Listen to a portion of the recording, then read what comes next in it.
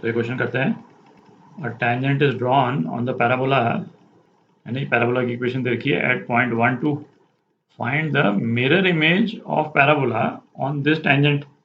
पहले एक डायग्राम बनाते हैं, है ना, विजुलाइज करते हैं इसको जरा। तो अपने को ये स्टैंडर्ड पैराबोला देखा है, y square is equal to 4x, है ना। इसका शेप क्या रहता है, इसका शेप जो है वो कुछ इस टाइप का हो जाएगा, ठीक।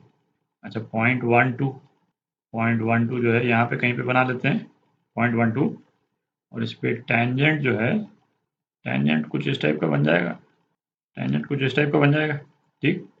अब इस पैराबोला की मिरर इमेज, है ना, इस टेंजेंट पे इसकी मिरर इमेज, तो मिरर इमेज जो है वो क्या हो जाएगी, जैसे वर्टेक्स है तो वर्टेक्स के अपोजिट तो ये हो गया, और चूंकि ये वाला पैराबोला टच कर रहा है तो ये भी टच करेगा। अपन इमेजिन कर सकते हैं पैराबोला जो है वो कुछ इस टाइप का बन जाएगा, है ना। ये मिरर इमेज जो है ये पिंक वाली बन जाएगी, ठीक। तो ये पिंक वाला पैराबोला है, इसकी इक्वेशन निकालनी है अपने को। तो इसमें है ना, बेस्ट तो अपन क्या करें, कोई भी एक जनरल पॉइंट ले लें इस वाले पैराबोला में, है ना। पैरामीट्रिक फॉर्म में यदि अपन लिखेंगे तो क्या हो जाएगा, AT² 280, ठीक।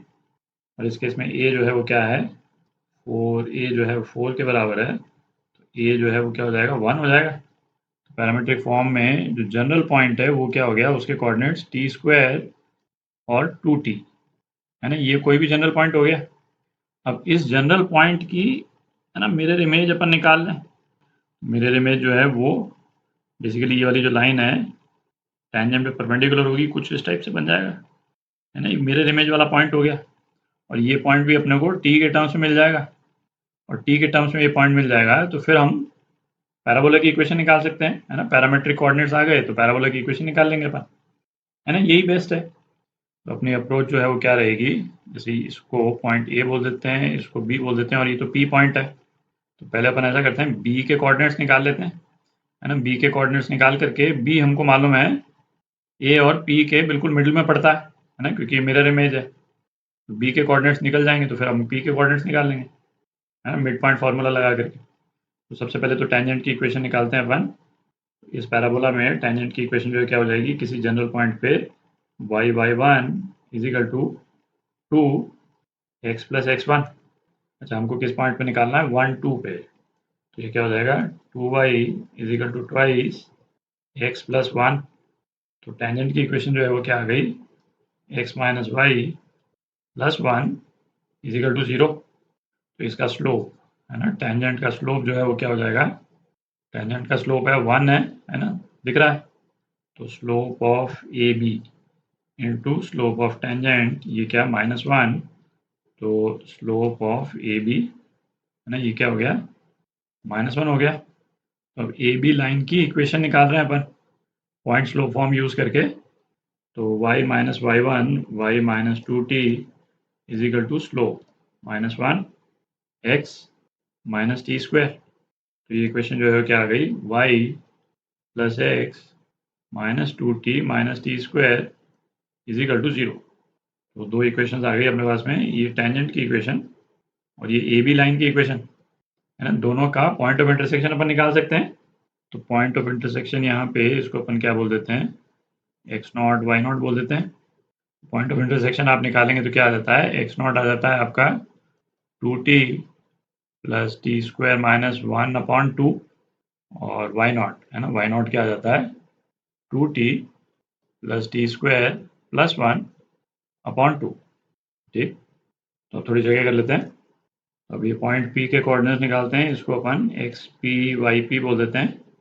तो XP प्लस ये, है ना, T² 2, ये क्या हो जाएगा, ये x0 के बराबर हो जाएगा। और इसी तरह से YP प्लस 2t/2, ये y0 के बराबर हो जाएगा।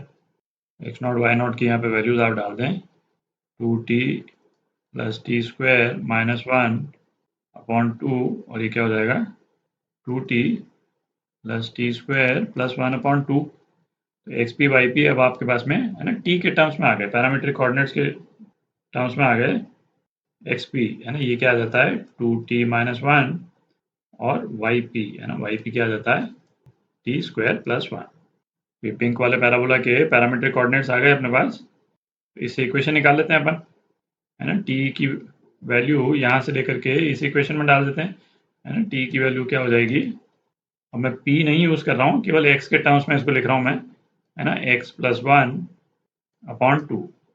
ठीक, तो ये क्या हो गया, y is equal to x plus one upon two का स्क्वायर प्लस वन। तो ये क्या हो गया, x plus one square is equal to 4 times y minus one. ये पिंक वाला जो पैराबोला है, मिरर इमेज, है ना, उसकी इक्वेशन आ गई अपने पास। आप देख सकते हैं इसका जो वर्टेक्स है किस पॉइंट पे पड़ रहा है, माइनस वन वन पे, है ना। एक्सपेक्टेड भी था, है ना, कुछ इसी टाइप का दिख रहा है यहाँ पे। अच्छा, इसमें ना जैसे मैं एक चीज़ बोल दूँ, जैसे किसी भी पॉइंट का मिरर इमेज किसी लाइन के रिस्पेक्ट में जब अपन निकालते हैं, तो उसके ना कुछ मतलब लंबे लंबे रेडीमेड फॉर्मूले भी हैं, है ना। आप चाहे तो उनको याद कर लें, पर मेरा ऐसा मानना है कि क्योंकि बहुत ज़्यादा एफर्ट लगता नहीं है ना, मिरर इमेज को निकालने में, फॉर्मूले को याद करने में गलती हो सकती है। तो जो मेथड अपन ने किया है यहाँ पे, है ना, उसी तरह से आप निकाल लें तो सिंपल ही रहता है। बाकी आपकी चॉइस है ना, आप चाहे तो फॉर्मूला याद कर लें।